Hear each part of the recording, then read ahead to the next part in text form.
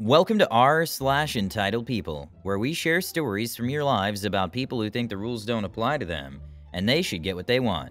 Thank you friends for subscribing to the channel, and for so many likes. And today we have two great stories, so subscribe, hit the like button, and let's begin.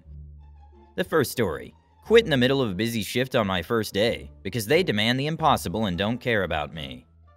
The second story: entitled mother wanted to get the money back, but she couldn't, so she called the police and got herself arrested. The first story is: first time walking out mid-shift on my first day. The workplace in question is Taco Bell, and I'm going to start off by saying that I've held jobs on and off since 2013. And while I've mostly stuck with retail, I've worked food service before, including one prior fast food job as well. And I've never, not even once, quit during a shift, much less quit within the first week of a job. While I tend to never last more than 1 to 2 months at any given food service job, it's always because I end up finding a retail job to replace it with, and I only ever take the food job out of desperate need until I can find retail to replace it with. So I know that food service is effing trash as a job. I went into Taco Bell preparing for some SH, but oh my god, even I wasn't prepared for what happened. As far as my circumstances go, I've got the unfortunate circumstances of dead parents who died before I had the chance to start college. Been on my own the past 7 years, and I'm currently in a college town in Michigan after originally moving here to live with someone to try out a relationship. It failed, and I was lucky enough to find a room to sublease to take over in a college student rental house, after being hired seasonally at Michael's. After the holidays end, my hours at Michael's get cut down to 8. Was expecting a cut, but not that bad. So I desperately fill out every job application I can, so I'll be able to find a second job, and make rent for February. Taco Bell calls me in for an interview, and I'm hired on the spot. I'm relieved as hell, and kinda excited because Taco Bell is my favorite fast food place.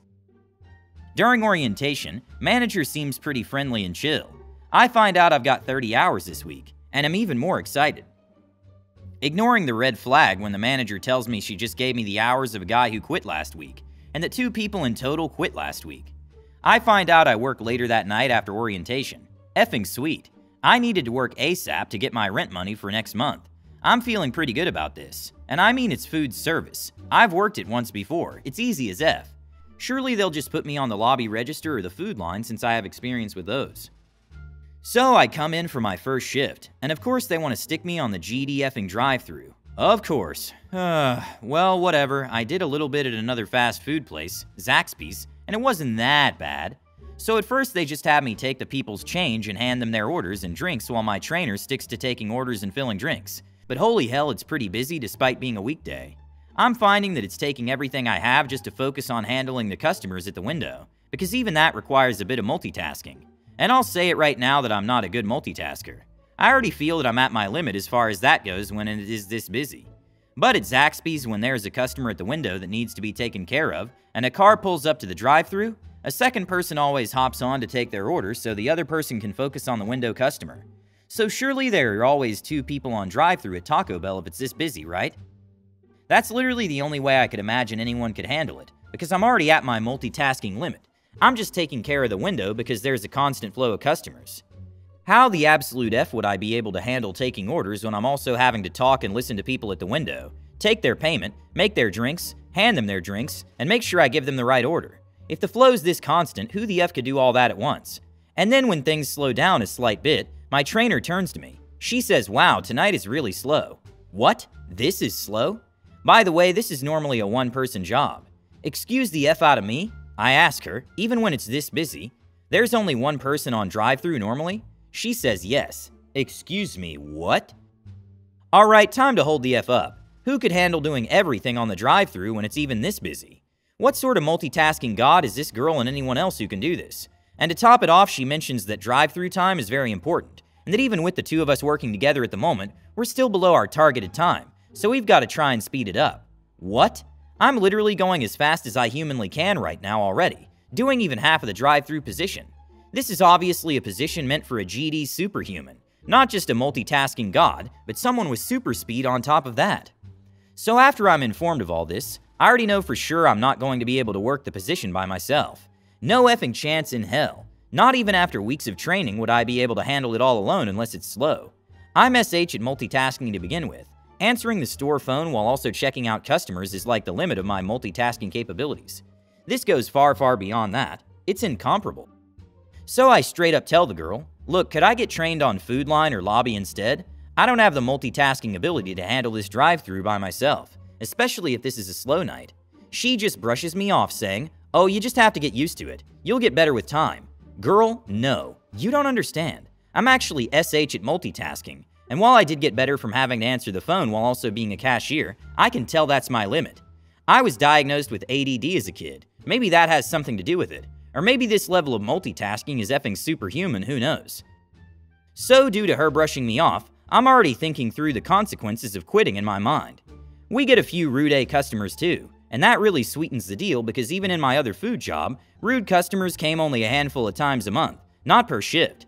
Another joy of the drive-thru that I had noticed at Zaxby's, customers are 50% ruder than the ones who come inside. And that SH just adds even more multitasking because you gotta deal with their complaints and issues, while also taking orders on your headset and making drinks. Like holy F, why aren't 2 people on the drive-thru at all times when it's not slow? I ask her again and she says no, we aren't understaffed, but only 1 person is expected to be on drive-thru at all times. It slows down again, and I talk to the shift manager. She gives me the same SH as my trainer. OMG, you're too anxious about this. You're doing fine. Just keep going and also start taking some orders too, and try to start doing it by yourself more. B, I'm only doing fine because I'm doing half the position, which is all 1 person should have to do. I guarantee you if I start doing this SH all alone like I'm apparently supposed to, it's all gonna fall apart quickly because I can't multitask at a superhuman level.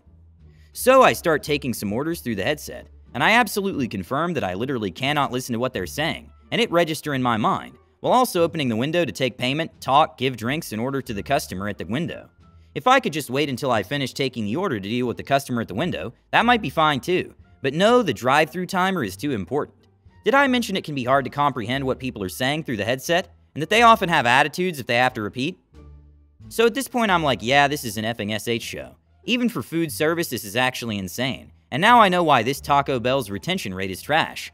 There's only like 2 people on the food line too, even though it seems pretty busy. So they seem pretty overworked too. I'd still rather do the work of 2 people on the food line than the work of 2 people on the drive-thru though. And so it slows down for a minute and I tell the shift leader again, look, I'm not going to be able to do this all by myself, much less get the low drive-thru times that are needed. In my opinion and prior experiences, this is a 2-person job unless it's slower than it is now. Please train me on the food line or the lobby. I'll be able to do much better. I do not have the multitasking capacity to handle the drive-thru by myself at this place. More experience isn't going to fix that. Exact words. I was direct and polite as I could be. But again, I just get effing brushed off. Seriously, why are they so adamant against training me on the food line? I have prior experience with it for F's sake, more than I do the D drive-thru. And that shift manager is as good at the drive-thru so they could easily take it over in place of me, for this shift once the trainer leaves. There's literally no reason to keep me on there if I'm telling them I can't do it, but could do another position better. Except for the fact that most of the people who quit probably work the drive-thru, and so they desperately need people to be trained on it because nobody wants to effing do it, because they have actual superhuman expectations of it. At this point, it's 3 hours in. I'm really effing sick of being brushed off and being forced to be on a position that I already know I won't be able to handle. I've been honest with them not once, not twice, but 3 times. I've spoken to the trainer and the shift leader about it. I've been as blunt as I could be, but they just absolutely refuse to put me anywhere else. They start having the trainer go do other tasks and leave me alone on the drive-thru. I'm already effing SH up because this level of multitasking is beyond me. I wasn't even given the chance to learn where half the SH is on the menu, so that doesn't help. I think to myself, alright, what's worse? Continuing this job or possibly not affording rent next month and being homeless again? The answer is clear. I asked to take a 10-minute break once it slows down a bit. Oh yeah, they also aren't even required to give breaks even if you work a 7 to 10 hour shift. I walk to the back, grab my bag and coat, and walk the F out. I didn't say SH to them because I've already warned them as openly and politely as I could 3 effing times, only to be totally disregarded. F them. Anyway, my search for a second job has resumed, and maybe I'll end up being able to afford rent for next month or maybe not. But either way, I'm just glad I get to retain my sanity. If anyone who reads this actually can handle a busy fast food drive-thru all by themselves, you have my respect and amazement. I don't know how you do it. And the last story is, EM tries to return a game, ends up getting arrested. Cast, EM, entitled mother, me, myself and I, GA, game advisor, PO1, police officer 1, PO2, police officer 2. Was at a GameStop earlier and witnessed a reality stranger than fiction event. I went to GameStop to pick up a couple of games for the Switch because I had won a gift card in a work raffle a while ago, and GameStop has a buy one get one half off on used games for Pro Day. I was looking at the used games, having been in the store for about 2 to 3 minutes or so.